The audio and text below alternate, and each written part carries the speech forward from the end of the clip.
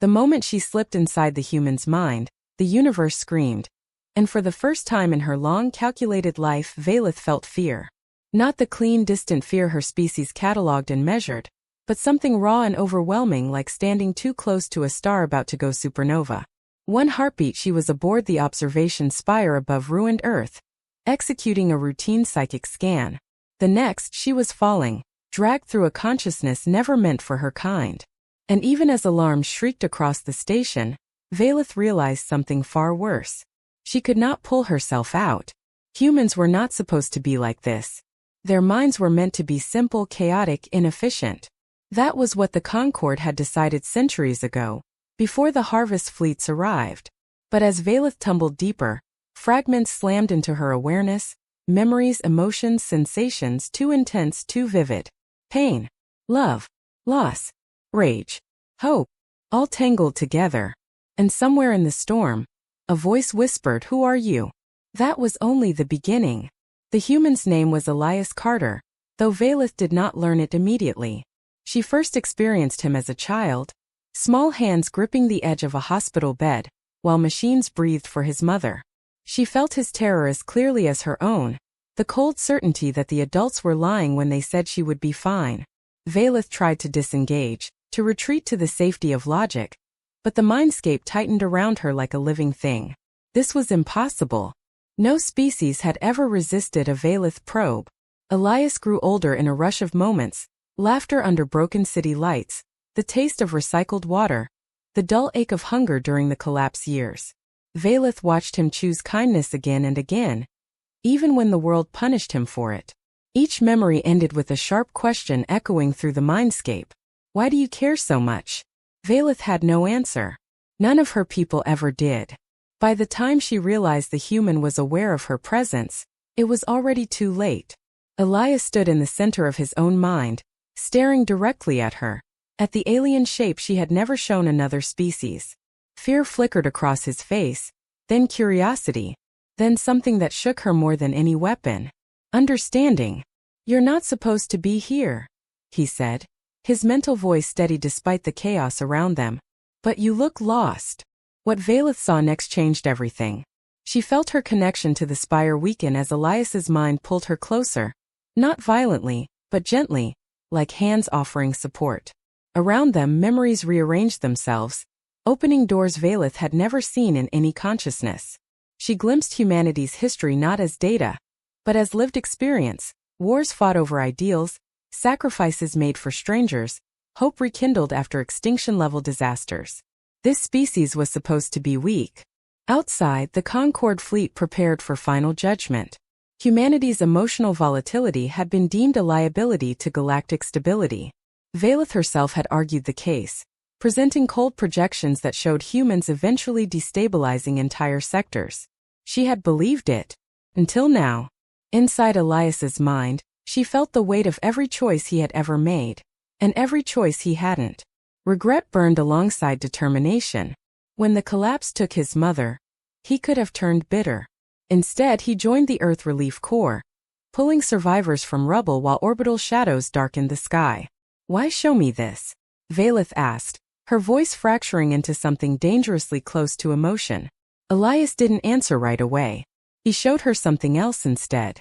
The day the sky filled with alien ships, and humanity didn't fire back.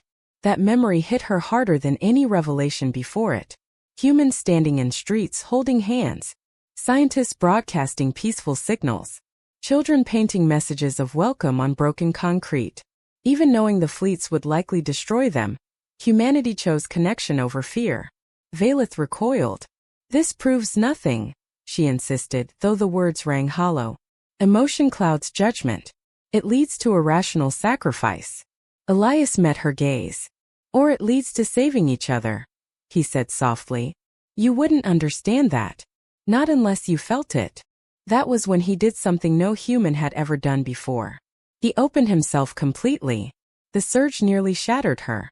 Elias let her feel everything at once: the love he still carried for his mother, the guilt for surviving when others didn't, the quiet hope he buried deep so it couldn't be taken from him. Vaelith's carefully layered mental defenses collapsed under the weight of it. She screamed, and the spire's psychic containment field ruptured. Alarms howled in the real world as Vaelith's physical form convulsed. Other Concord observers rushed toward her, weapons raised, but they hesitated. The readings on their consoles were impossible. Neural patterns were rewriting themselves. Vaelith was changing. Inside the mindscape, Elias steadied her. "You wanted to know what humans really are," he said. "This is it. We feel. And we choose anyway." None of them were prepared for the truth.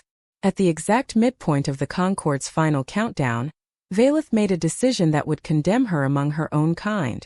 She reached outward, not with dominance, but with connection, linking Elias's consciousness to the Concord's central neural network. For the first time in recorded history, an entire alien civilization felt what it meant to be human. Across the fleet, commanders staggered as foreign emotions tore through them. Grief for lost worlds. Love for fragile lives. Terror, yes, but also defiance. The cold certainty that existence was not meant to be optimized but experienced. Some collapsed. Others screamed. A few, dangerously few, understood. The harvest order faltered. On the bridge of the flagship, the High Arbiter clutched the rail, vision swimming with borrowed memories. "End the transmission," it commanded. Vaelith's voice echoed through the network, steady despite the pain. "You asked why they're dangerous," she said. "It's not their weapons. It's this. They change what they touch." The Arbiter hesitated. That hesitation cost the Concord everything. Humanity's fate balanced on a knife's edge as the fleet withdrew, fractured and uncertain. Officially, Earth was placed under quarantine, its destruction postponed pending further study. Unofficially, the Concord would never be the same. Vaelith was taken into custody the moment the connection severed. Her sentence was swift: exile beyond known space. As she was escorted to a solitary vessel, she felt a final gentle presence brush against her mind. "Thank you," Elias whispered. She almost smiled. Years later, alone among distant stars, Vaelith replayed the human's memories, not as data, but as something precious. She watched him stand beneath a recovering sky, older now, scars lining his face. Humanity had survived. Barely. But survival had never been the point. Vaelith finally understood that. The universe was vast, ancient, and cruel.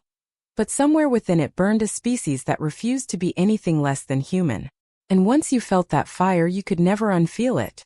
That was the real danger. And that was why humanity would endure.